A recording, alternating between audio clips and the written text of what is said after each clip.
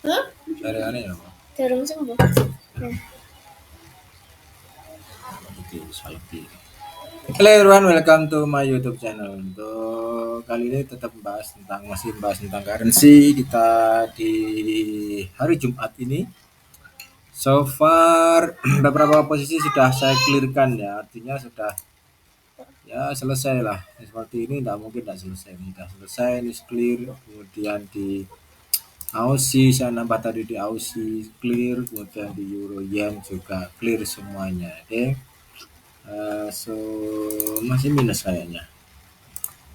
Kita lihat, ya masih plus, sudah plus lah. Nggak banyak sih 89, tapi yang penting pokoknya clear lah. Karena kalau lihat dari video kemarin saya cukup banyak opennya eh, di harga di sini di euro maupun di GBP ya. Nah, di euro dan GBP saya cukup banyak opennya yang saya buka, sehingga sekarang posisi clear itu masih sisakan ini tidak ada masalah ya, jadi tidak ada masalah, artinya ya sekarang saya tinggal fokus untuk maintain yang di ini, untuk maintain yang di gold dan di silver saja. Jadi masih ada gold dan silver saja yang harus di maintain, masih ada cukup lumayan sama Euro NZD, Euro NZD ya. Ini juga belum. Ini saya masih masih menunggu ini mau naik apa mau turun. Saya masih possibility, possibility-nya masih menunggu lah. Ini kalau DM5-nya ini harusnya sudah satu langkah buy di sini ya. Nanti akan kita lock di harga ini. Oke, 35. Oh, jangan 30. Kalau sudah 35 ya 35. Jadi maintainnya nanti kita lihat apakah ini Euro NZD akan benar-benar kembali turun ataukah memang naik ya. Karena kita akan lihat dulu di H1.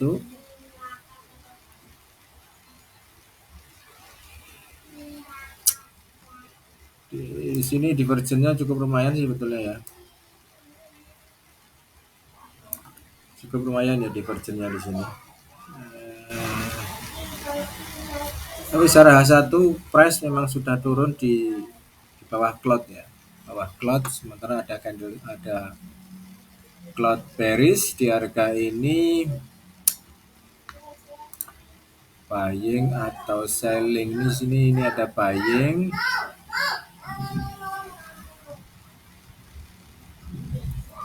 Sekali lagi, ini bukan untuk opsi sell karena price di atas cloud, sehingga kita tidak mungkin sell di harga ini. Ya, ya sell-nya harus di sini, di bawah ini, di bawah. Nah, lebih baik begini aja. Karena saya maunya sell ini, ya maunya saya sell di sini. Jika saya lebih baik sell-nya di sini aja, di bawah ini. Nanti kalau dia bisa turun maka ini nanti akan kita close lah ya. Nah, siapa tahu ini nanti bisa nutup posisi ini, silver ini bisa nutup posisinya Euro NZD lebih bagus gitu loh. Bisa nutup posisinya ini lebih bagus lagi. Kayaknya belum ada opsi buy ya. Cuma di sini kok menarik untuk di buy. Masalahnya adalah kalau di sini di buy maka harusnya ini cloudnya di atas moving average, tapi ini sementara masih di bawah, sehingga walaupun ini adalah area untuk kita, ini area untuk buy ya. Di M5 ini area untuk buy. So far seperti inilah. Mungkin akan seperti ini juga. Ya, mungkin akan seperti ini juga. Gitu ya. Eh,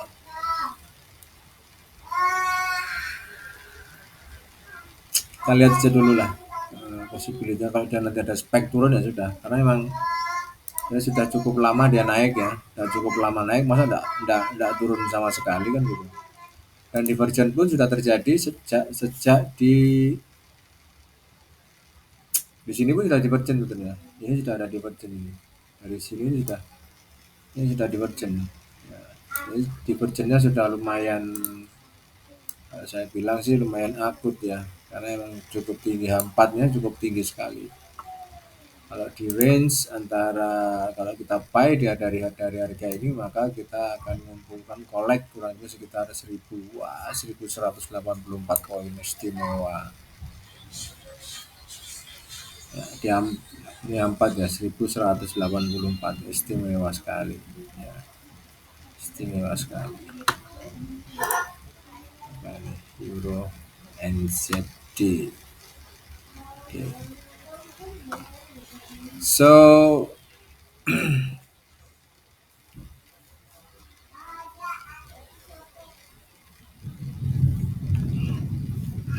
kalau di sell di harga 4 ya lama waktunya. Nanti kita perlu waktu cukup lama dari harga ini ke sini cukup lama sih. 250 poin. 250 poin ya kelamaan lah. Lebih baik kita nge-sell-nya di H1 atau di M15 dan M5. H1 sudah di bawah cloud. Hanya kalau sell di sini kurang sip karena apa? Price juga masih berada di atas parabolik ya, sehingga masih belum bisa di sell. Sell-nya yang pasnya kalau menurut saya sih di M15 seperti ini sudah M15. Kemudian tidak tahu ini kalau melihat dari tipe ini sebenarnya buy ya. Di sini ada satu candlestick yang bullish ya di sini. Ini ada candlestick bullish. Cuman khawatirnya nanti akan seperti ini juga. Gitu loh. Akan seperti ini juga. Ini pun kalau kita selling di harga di sini yang 15 di time frame 15. Kalau kita reselling di sini tidak mungkin. Ini ada walaupun ada satu sinyal sell di sini kita tidak bisa sell di sini. Kenapa? Karena price masih berada di atas cloud. Pertanyaan karena memang kita tidak tahu ya dia mau naik atau mau turun kita kan juga tidak tahu. Yang kita tahu adalah bahwa ketika dia di atas cloud ya kita harus buy, ketika dia di bawah cloud kita harus sell. Kalaupun ada yang buy di harga pucuk misalnya, maka range sell-nya ketika dia masuk turun ke bawah adalah 136. Ketika di bawah cloud ini dia akan masuk di kurang kisaran 140 150. Ini pakai M15 loh ya. Nah, beda kalau dia pakai yang sudah masuk di sini baru sell, lock posisi hanya sekitar 59. Jadi tidak terlalu besar lah, tidak terlalu besar. Saya kira tidak terlalu besar untuk lock posisinya. Ini fungsinya kita lock. Jadi teman-teman kalau saya sarankan kalau memang kita tidak tahu mau buying atau selling ya sudah kita lock posisi saja. Misal di sini kita buy misalnya, ya kita lock aja nanti di bawah. Tentunya di bawah cloud ya, di bawah cloud nanti kita di M15 atau di M5-nya. Gitu. Karena hanya dengan cara itulah kita bisa maintain open. Apalagi kalau ada spek seperti ini, ya, ada spek seperti ini enak ini. Apa artinya enak itu? Nah, seperti ini kita jelas ini tidak mungkin kita sell di harga ini, ya. Tidak mungkin kita melakukan sell di harga ini. Kenapa? Karena ini di atas cloud. Mau tidak mau harus buy gitu. Sehingga lock posisi ada di bawah. Saya melakukan lock posisinya di bawah.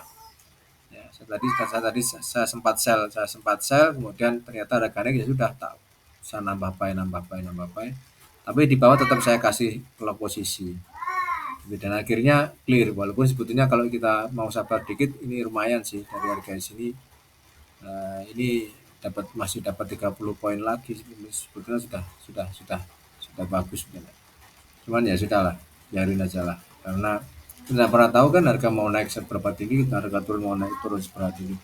Nah, kalau kita buy di harga ini maka resikonya adalah harus lock posisi dengan jarak kira-kira sekitar 250 poin, terlalu tinggi bos. Ya, ngikut buy di harga ini kemudian ngelocknya di 250 poin di M15 itu terlalu tinggi.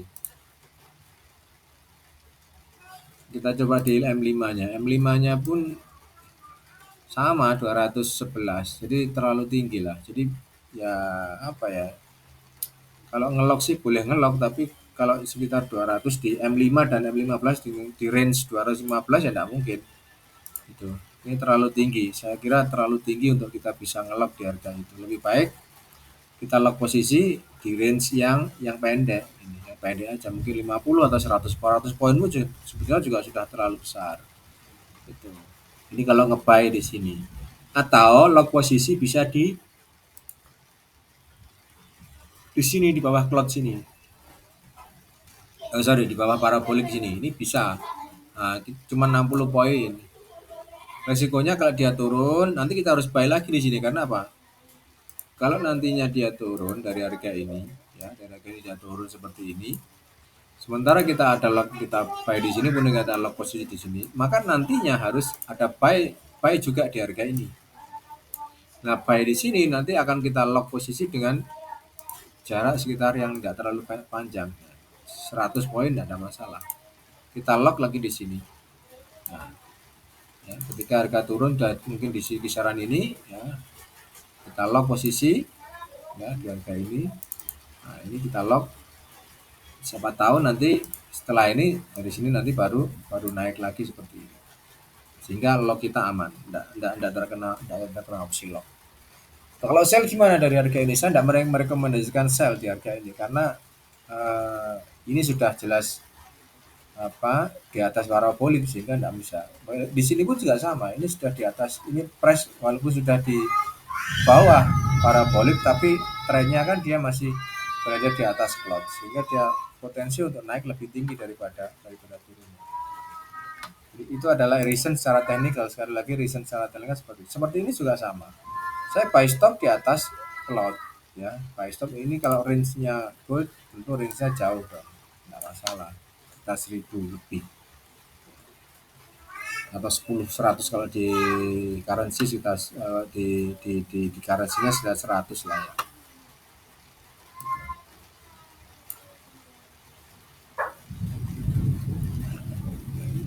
Dan di sini adalah di M15 ini range-nya ini adalah untuk selling memang. M15 hanya untuk selling.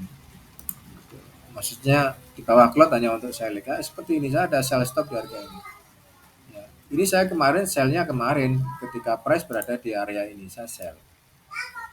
Bukan saat ini saya sell enggak, tapi kemarin saya ketika price masih di bawah cloud saya sell. Saya memang tidak sengaja tidak menambah buy karena saya lebih suka melakukan opsi dari sini ada jarak ya di sini sekitar 300-an lah atau ya 200 lah ya, 200 cukup lah ya. Kalau di silver mungkin 200 cukup lah. Jadi saya nambah lagi sell, nanti kalau dia kena maka saya akan opsi lock lagi di atas ini, di atasnya sini. Otomatis lock dengan buy dong. Tidak mungkin dengan sell, tidak mungkin. Gitu. Dan so far hasilnya bagus loh ya, hasilnya bagus. Jadi ketika walaupun punya banyak open ya di sini tadi saya cukup banyak open tapi hasilnya bagus. Ya. So far so good lah. Nah ini kan dia turun kan. Jadi kalau kita di buy di sini ya sudah kita siap-siap aja nanti salah stopnya di sini kena. Oke. Sehingga potensinya mau nge-buy atau mau nge-sell pun juga tergantung. Nah, di sini. Ini M5 ya, kita lihat di M5-nya. M5-nya seperti ini. Oh, belum. Jadi kalau mau selling justru di sini adalah harga sell. Di sini adalah harga sell di M5. Ya, ini adalah harga selling. Itu kalau mau sell. Boleh sell di sini, boleh. Boleh sell di sini, boleh. Karena kalau kita mau sell, nggak usah sell di sini, nggak usah. Walaupun sebetulnya jaraknya cukup jauh ya, lumayan di sini dapat kalau dia turun terus dapat 60 poin. Kita kan nggak tahu dia mau turun sampai sedalam apa kan kita nggak tahu. Yang jelas bahwa ini adalah caranya yang biasa kita lakukan seperti itu. Selling hanya ketika di bawah cloud dan buying ketika berada di atas cloud. Pakai time frame-nya lebih pendek nggak apa-apa. Euro Aussie kita lihat masih naik ya. Ya masih naik. Naik juga ini. Euro Aussie itu ada efeknya saya mengharapkan divergent ya di sini. Maunya sih agak turun lebih dalam ya, tapi nggak tahu. Baru sampai sini sudah naik. Maunya sampai dalam lagi dia. Paling tidak sampai posisi 65. Sampai posisi 65 lah. Ya, secara 65 baru nanti buy lagi. Maunya sih seperti itu, cuman ya we never know. Kita bukannya ya sudah lumayan lah ya. Sudah lumayan lah. Siapa tahu ini bisa nutup nanti. Ini bisa nutup Euro NZD. Jangan turun. Nah ini makanya apa ya kita harus melihat mau buying atau mau selling gitu loh. Lebih baik pakai sell stop dan pakai buy stop saja. Kalau memang kita tidak yakin mau buying atau mau selling, ya pakai buy stop atau sell stop. Ini lebih safe ya. Ini lebih safe, saya kira lebih safe. Nanti kalau dia turun gini, saya akan tempatkan buy stop di harga ini juga, langsung di harga ini. Jadi jaraknya dengan ini kurang lebih sekitar 50 poin. Jadi langsung saya tempatkan buy stop di harga ini. Kalau sampai sampai sell stop tertrigger, maka buy stop di harga ini sudah selesai. Akan saya biarkan harga mau naik mau turun silakan. Yang jelas sudah safe lah ya, sudah aman. Aman. Artinya aman adalah ya